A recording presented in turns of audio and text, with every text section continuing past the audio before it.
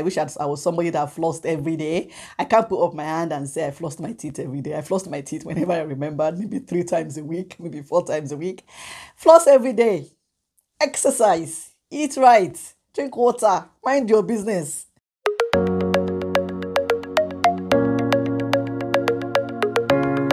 Hello, friends. Welcome back to my channel, The Bulletproof Life. My name is Ronke Odewumi, and I'm delighted to have you here. Today, I'm going to be sharing with you 10 things I wish I knew in my 30s. So last month was my birthday, and it was me living the 30s, really. And looking back, there were a number of things I wish I knew, especially in my early 30s.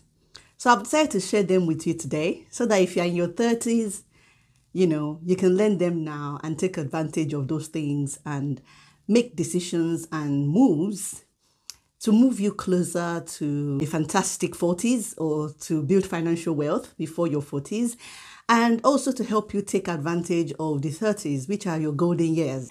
Now, before we go ahead, I just want to say that this video is not a regret video. It's not a video of me looking back and regretting my 30s. My 30s were roaring, they were beautiful, and I made a lot of fantastic, positive decisions in my 30s that I'm still benefiting from now, a month beyond my 30s. But this is more of a video to share with you knowledge that I gained in my 30s and which I have used to my benefit, and I'm glad I did. So let's get right into it. The first one is that I wish I knew that I didn't need a credit card to have a good credit score. So I did that thing where I thought I needed a credit card to have a good credit score, to improve my credit score. I got a credit card. I fell into that credit card thing, especially in my late 20s, early 30s, where I got a credit card, didn't really bother with the interest rate much, used it, paid it, used it, paid it, and they used it a lot and paid it a little and sort of built up a bit of debt. And looking back, I didn't need to do that. I did not need to do that. I could have built my credit score by paying my utility bills consistently, which I was doing, and my phone contract, water bills, electric, gas, all of those things were enough to build my credit score. But I didn't know that in my late 20s, early 30s. And by the time I found out, I did turn it around, but that was money that I could have spent somewhere else. That was money that I could have saved. That was money that I could have invested, which I then spent paying off debt that I didn't need to acquire because I was trying to build a credit score. The second thing I wish I learned early in my 30s is that I don't have to invest in just shares. I can invest in mutual funds. I can invest in exchange traded funds. I think I grew up believing that for me to invest in paper investments, I had to invest in specific shares. So I went about buying shares, and shares were kind of more expensive to purchase. They're more expensive to purchase. You have to buy them in units. And if, for example, you want to buy the shares of a company like Amazon, then you need to have $3,000 for each unit. And for a company like Tesla, you need $600 per unit. And that kind of discourages investing. It discourages you from going into paper investing because you're there thinking, okay, I'll wait till I have $2,000 or £2,000 before I buy my shares because there's only so much you can buy with less. What I wish I knew was that I could invest with £100 and £200 or £300, and I could put that into mutual funds and exchange traded funds. This is information that I learned halfway into my 30s, not even early 30s. It was like halfway into my 30s before I said, oh my God, I'm going to start buying mutual funds and exchange traded funds. And this is where I'm going to start buying them from. And that's information I wish I knew earlier, because I would have invested in them earlier instead of scrimping and saving till I had enough to buy shares in units. The third thing I wish I learned in my 30s, and this one I learned even way further into my 30s. So if you're in your 30s, late 30s, and you don't know this one, you're totally in the same boat with me. And it's that real estate investment trusts make it easier for you to buy property or to invest in property. So if you're someone like me who is not so keen on owning second, third, fourth properties and becoming a landlord because you're worried about the time requirements, the regulations, and you having to get up on a Saturday morning and go over to your tenant's house because they have a boiler problem, there are ways around that. And the way around it is real estate investment trust. You can put the same money that you wanted to put into a second property into the real estate investment trust, and then you sit back and somebody else is buying property, investing in property on your behalf and bringing you returns. Easy peasy lemon squeezy. This is something I wish I knew when I was 31 or 32 or 33, which I did not, and I found out late, and I'm glad I did find out at last, and that's something I wish I knew earlier. The other thing I wish I knew, still in line with property, is that 5% deposit, it's okay. It's okay to have a 5% deposit and use that to buy property. I fell into the belief that, oh, if you do a 5% deposit, you can lose your property. If you lose its value, you can, lose your property to the bank because it's just 5% you've put down, and that 5% can disappear if the market crashes. No, that's fear mongering. There was a lot of fear mongering at the time, which I started to believe about 5% deposit. And so my mind was geared into you needed to have 10 or 15% deposit before buying property. And that slowed down my ability to get on the property ladder, or my belief about getting on the property ladder, when I could have gotten on the property ladder way earlier with just 5% deposit. So guys, if you're somebody who qualifies for 5% deposit and a first-time home buyer, you haven't bought your first home, you want to buy a home, please look into getting a 5% deposit. Look into getting all the government help that you can get. Look into Help to Buy. Look into opening a lifetime ISA for buying your property. Look into all the opportunities and avenues out there that you can use to get on the property ladder. I've got a Get on the Property Ladder club, which you can join if you are interested in learning more about property and getting on the ladder and the hoops you jump through, what you need to watch out for, what you need to save for, how to determine your eligibility and all of that. If you're interested, drop me a message. My details are always in my description. Get in touch with me and let's put you into my property club. So that's something I wish I had learned earlier, that a 5% deposit is absolutely fine for getting on the property ladder. So I've always been someone who put money into my pension, and I always try to max out my pension. That's always been me. Even in my 20s, the moment I started working, I joined my pension. So I've never been somebody who postponed being a part of a pension. But what I didn't know I could do, or what I didn't do, was max out my pension allowance outside of my employer. So what I normally do is max out my pension allowance with my employer. So if my employer says I can invest up to £300 in my pension, I will do that and allow my employer to match it. But what I didn't know, which I wish I knew, was that I could have a self-invested personal pension, which is where you invest money yourself on an investment platform into a personal pension, which you then manage yourself. And I could have done that because that would have allowed me to then put more money into my pension than I was doing. I was doing the bare minimum, or by maxing out my workplace pension, when I could have an additional contribution into my pension using my SIP. And what I didn't know at the time was that I had a £40,000 pension allowance. Yes, which is what you get if you work and you earn up to £40,000, which I had started doing very well in my 30s. And I could have maxed out my pension allowance, which I did do. Because I didn't know I could. So I found out later, sometimes in my late 30s, that I could do that. And it's changed the game for me in terms of my pension. So that's something I wish I had learned way early in my 30s. This is an interesting one because I'm a career girl. I've always, wanted to be in work, in professional work. I'm always somebody who likes being in full-time work. I've been in full-time work since I was 23, 22, and I've loved full-time work.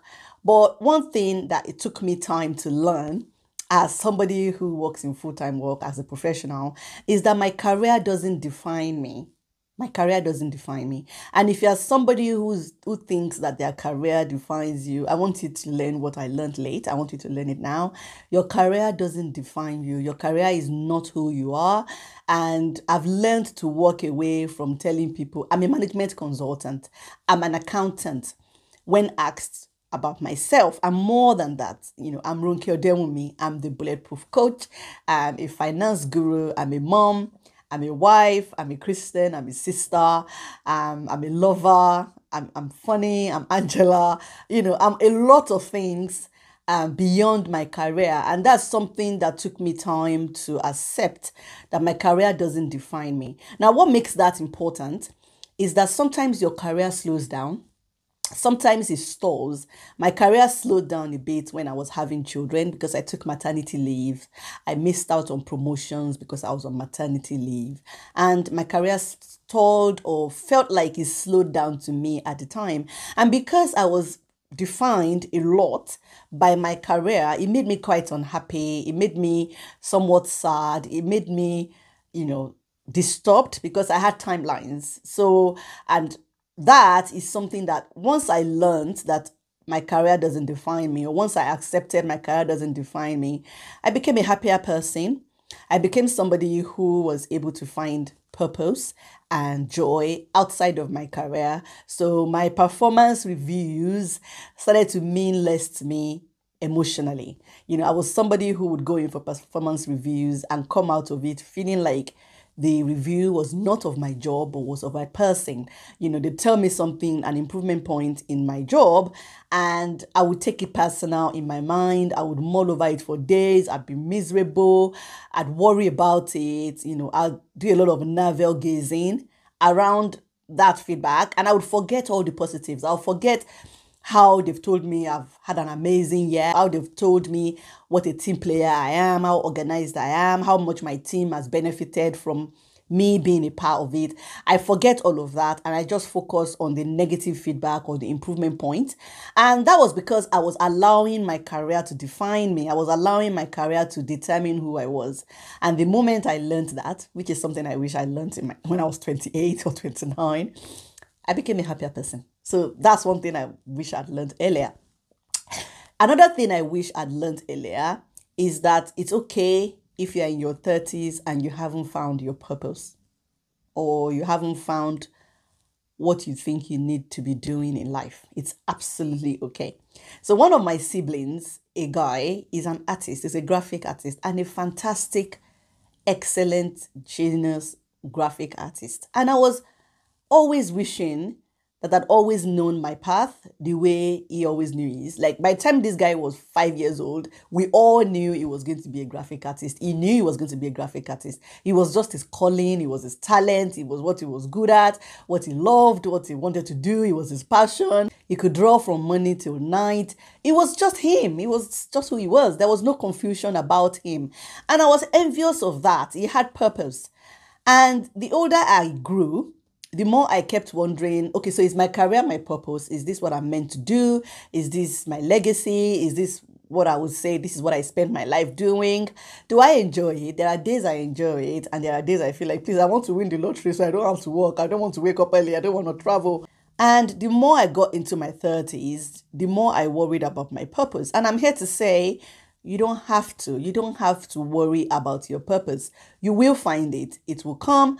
And until it does, keep doing what you are doing, build excellence, build talent, build skills, and enjoy life. Still on the lane of purpose and career and doing what you love. One thing I wish I knew at that time is do what you love and get paid for it. Do what you love and make it pay. Make it pay. Right now, I'm doing what I love, sitting here talking to you guys, sharing my knowledge, sharing my information, building a community, giving back. Because for me, this is giving back information, giving back knowledge, helping other people achieve things that I have achieved because I have the knowledge I have, helping other people be the best of themselves and build a bulletproof life and career. All of these things I'm doing is me doing what I love and getting paid for it, because I do get paid when I run my investing masterclasses. I do get paid when you guys buy my products. I get paid when you guys join my property club and things like that. So I'm doing what I love and I'm getting paid for it. And this is something I wish I had started 10 years ago. I wish I started this Bulletproof Life, this YouTube channel, my programs, my masterclasses. I wish I'd started them 10 years ago, because I'm doing what I love and I'm getting paid for it. And that's something I wish I had known in my early 30s. Not quitting before my miracle comes. Not quitting before a breakthrough. Not quitting when it's hard. That's something I have to hold up my hand and say that I wish I learned in my 30s. I'm one of those people who starts things really well. I'm a good starter. I'm a good kickstarter. I'm a self-starter. I don't need anybody to motivate me to start things. But you see, halfway through, 20% way through, 40% way through, when it gets hard, when it gets lonely, when it gets difficult, when there's no money to do it, I start to rationalize why I should exit. I am always good at having an exit strategy. I would stop doing it. I would move away. I would find something else. I'll get bored. I get bored easily. And I'd get bored and walk away from something I was doing that is good, that I was enjoying. A lot of people don't know this, but I have a diploma in fashion design. I can make clothes. I sew really well. And there was a time in my life when I wanted to be a fashion designer. I wanted to make clothes, and I started it well. I was enjoying it, but at some point, I I struggled. I struggled with customers. I struggled with dealing with orders. I struggled with finding a good production warehouse or a good production factory. I struggled with combining it with my day job. I struggled with a lot of things. And instead of just hanging in there to, my miracle would come, was hanging in there till my talent continued to grow to become excellence, I just walked away. I just thought, well, I don't want to be a tailor. I can do this later. It doesn't pay as well as my day job. So I'm just going to stick with my day job. And I like my day job anyway. So I'm just going to stick with it. And looking back, maybe I should have stuck with tailoring. Maybe I should have stuck with sewing. Maybe I should have stuck with fashion designing to see where it would take me. I didn't stick with it. And that's something I wish I'd done in my 30s. So if you see me picking up a sewing machine down the lane, it's because I'm decided to give it another go. But that's something I wish I'd learned in my 30s, waiting, hanging in there till my miracle comes, till something breaks, pushing until something happens. I wish I'd learned it in my early 30s. It's something I learned later on. It's something I'm applying now. I've run this channel for a year now, along with my day job. I've run my master classes. I've run my clubs. I've run my programs. I've managed my social media accounts, doing all of this alongside my day job. And there have been tough moments. There have been difficult moments. There have been moments when I felt too busy to do it. But I'm here, I'm hanging in there, I'm pushing until something happens. I'm giving back, I'm doing what I love, I'm making it pay. And I'm glad, I'm really glad. And if you're somebody who's starting something, trying to do something, and you're getting to that place where it's steep, the climb is becoming steep, the floor is no longer level, and you're going upwards, and so you're sweating more, you're struggling more, it's lonelier. I'm here to tell you to please hang in there. Hang in there till your miracle comes. Hang in there till something gives. Hang in there till you get a breakthrough, because it's going to come. Your magic is coming and you just need to hang in there. And that brings me to the very last thing that I wish I had known in my 30s. And this one, a lot of us are guilty of it. And it's appreciating your body, appreciating what your body can do. In my early 30s, I could run. I could run, as much as I liked. I could eat and not gain weight. I could, cram everything in my mouth. I could go for weeks and months without exercise. That's not who I am anymore. Now, I still run. It's not easy. I can feel the pain. I've learned to walk away from crappy food.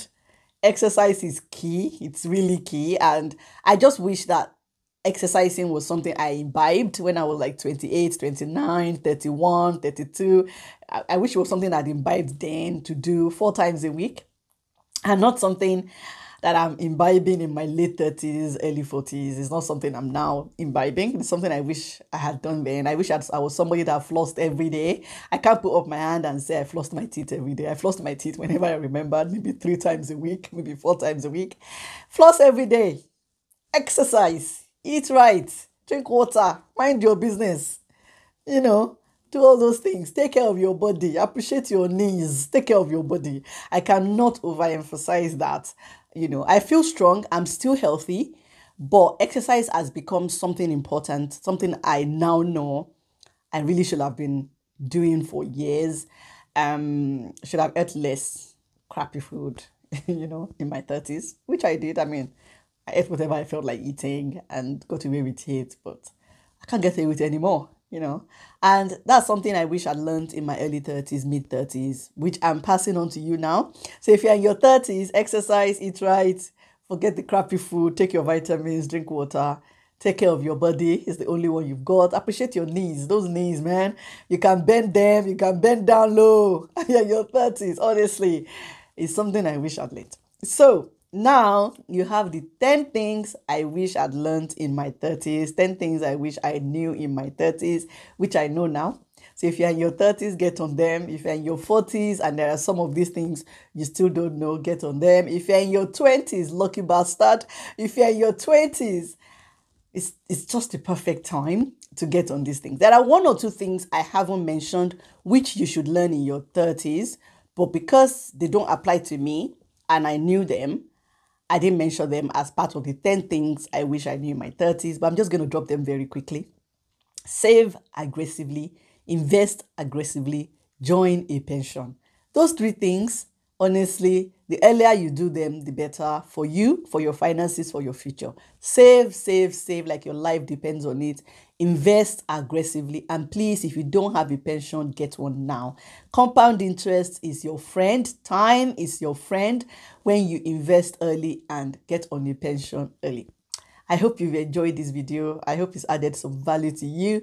If you haven't subscribed to my channel, this is the part where I say about Jesus, please, I'm begging you, subscribe. And when you subscribe, turn on the bell so you can get notifications and come and watch my videos. If you haven't watched a lot of my videos, please watch my videos. I love it when you watch my videos. Don't just watch my videos. Drop me a comment. A lot of you guys watch my videos and instead of dropping me a comment, you send me epistle emails about how much you love my videos. Come on, guys. Drop me a comment. Leave a comment. Be a part of the Bulletproof community. Don't just get in your inbox and write me these love letters. I'm going to start posting your love letters here and sharing the kind of emails you guys are sending. I'm joking. Send me emails. I love emails. But comment on my videos as well. I love it when you do. Until my next video, you guys take care of yourself and keep living that bulletproof life. Bye-bye.